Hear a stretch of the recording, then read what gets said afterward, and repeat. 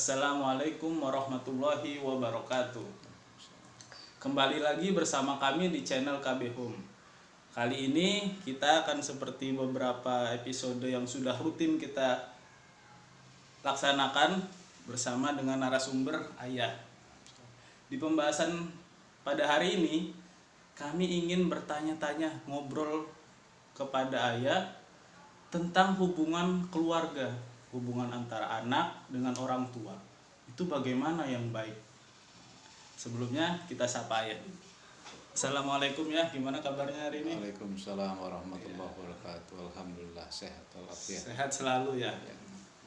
Tadi sudah saya di pembukaan bertanya tentang hubungan antara anak dengan orang tua. Itu bagaimana yang baik dan benar? Ya. Baik, bismillahirrahmanirrahim.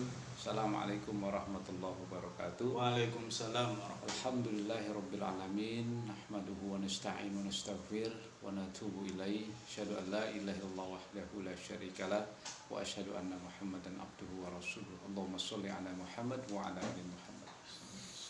Pertama-tama kepada seluruhnya termasuk Mas Denny dan seluruh pemirsa yang dirahmati oleh Allah Subhanahu wa taala, kita bertemu lagi dalam suasana yang insya Allah tetap semangat ya. Selalu. Tadi Mas Denny bertanya bagaimana tentang hubungan orang tua dengan anak yang benar menurut Allah. Tidak bukan dan tidak lain Mas Denny, kecuali satu, masing-masing individu itu harus tahu bahwa dia mendekatkan dulu kepada Allah, nanti Allah yang ngajarkan. Itu kunci nomor satunya. Nomor satu itu. Semuanya ini harus dekat pada Allah dulu.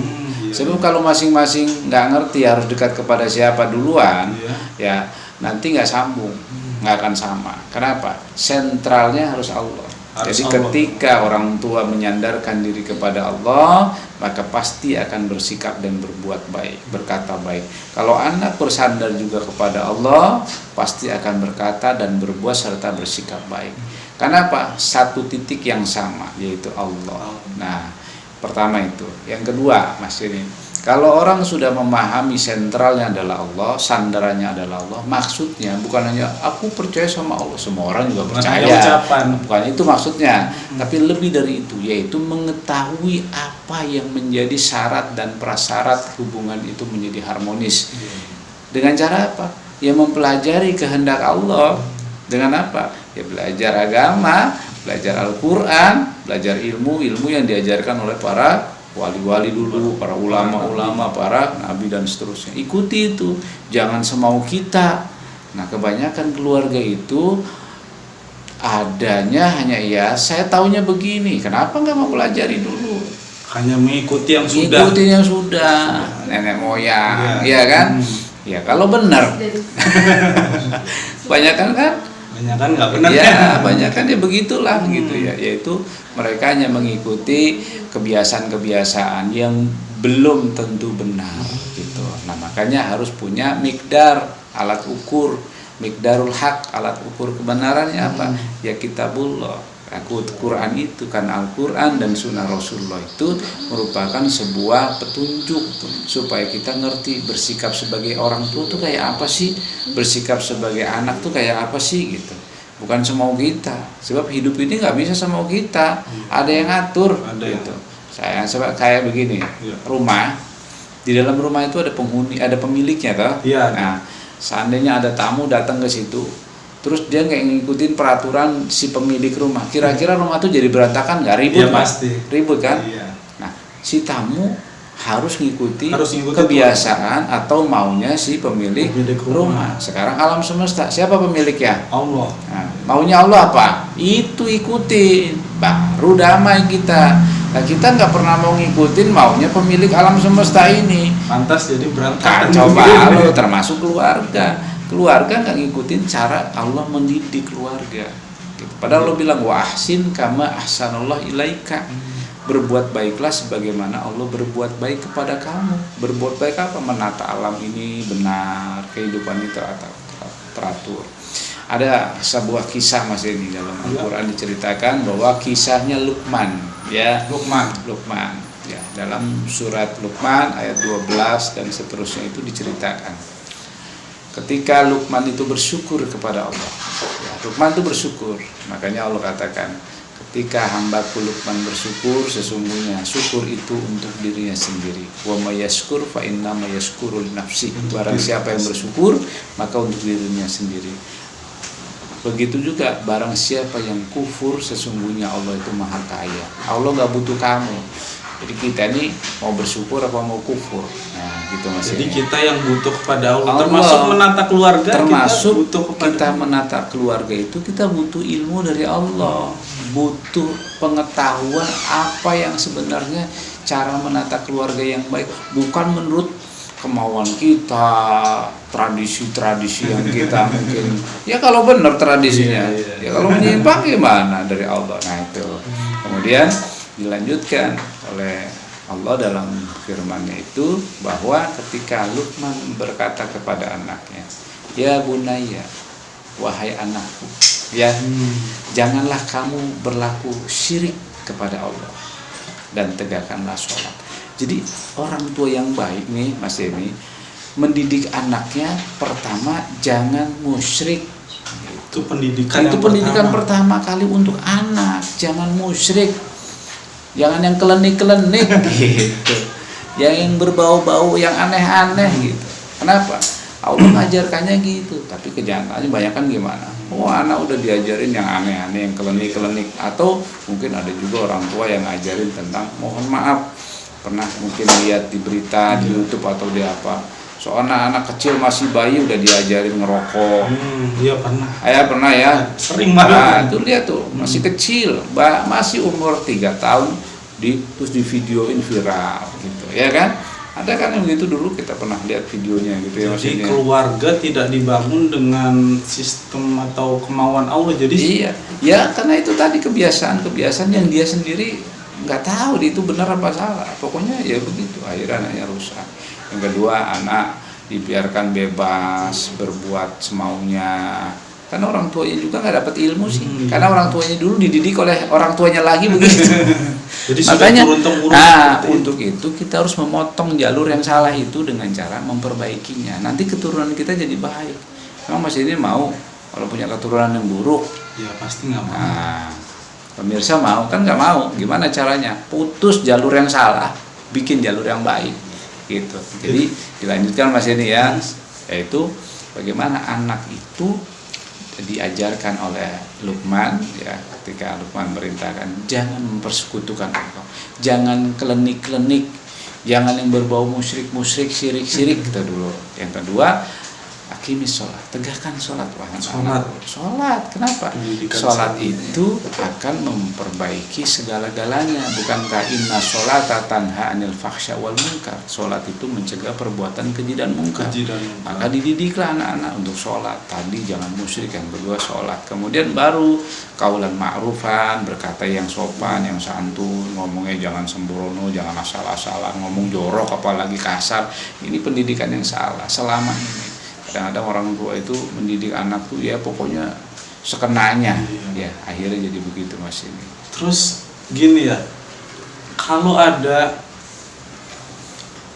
seorang orang tua malah dianya yang musyrik, tapi anaknya yang benar, ini anak ini gimana? Apa yang durhaka itu siapa jadinya? Itu tidak aneh. Pernah terjadi pada zaman Nabi Ibrahim alaihissalam. Sudah terjadi? Iya. Nabi Ibrahim itu orang beriman, orang taat luar biasa. Bahkan disebut Abul Anbiya, bapaknya para nabi, karena dia melahirkan kader-kader nabi-nabi di bawahnya. Cucunya nabi. Tapi bapaknya, orang tua kandungnya, Asar itu, justru pembuat kemusyrikan, nyeleneh, klenik, aneh.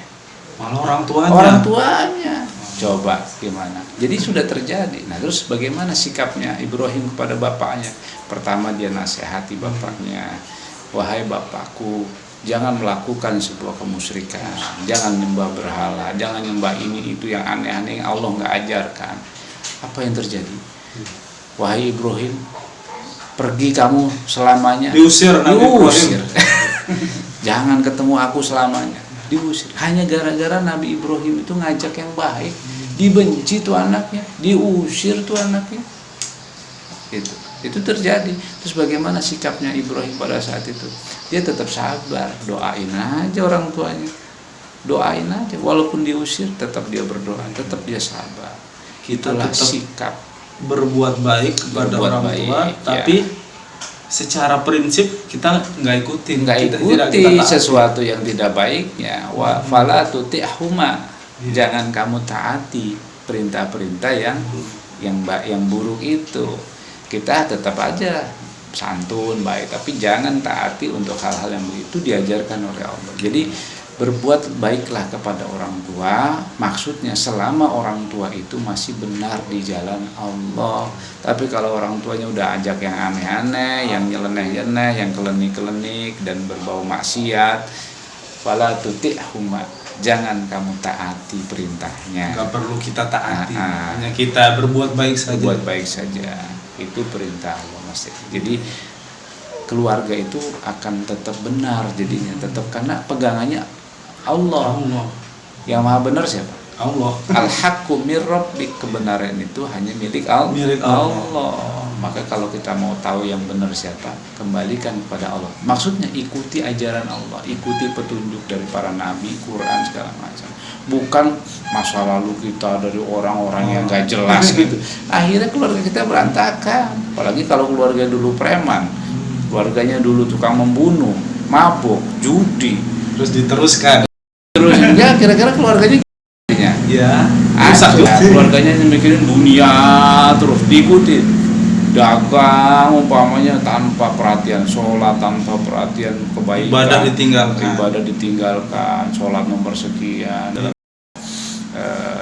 An-Nisa ya ayat 9 kalau nggak salah, Taubah lupa itu ya, bahwa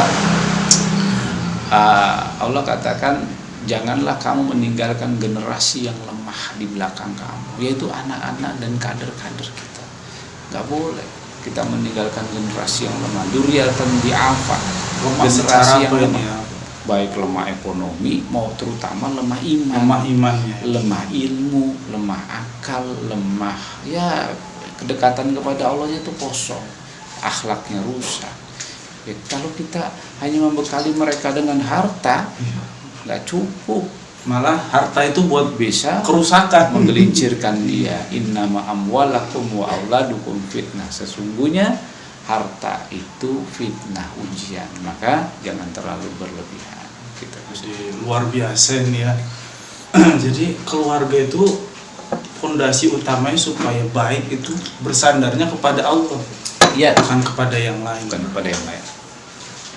Mudah-mudahan obrolan kita ini bisa terus lanjut, insyaallah. Apalagi membahas keluarga ini ya. Nanti saya ada pertanyaan-pertanyaan bagaimana menjadi anak, menjadi orang tua dan seterusnya. Kita lain kesempatan kita bahas lagi ya. Mudah-mudahan diberi sehat dan umur panjang. Siap, amin insyaallah. Terima kasih untuk ayah ini.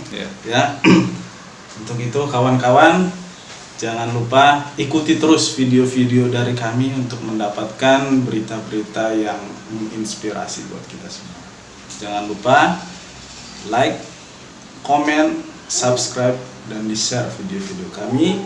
Dan jangan lupa tekan notifikasi untuk mendapatkan berita-berita baru dari channel ini. Assalamualaikum warahmatullahi wabarakatuh. Assalamualaikum.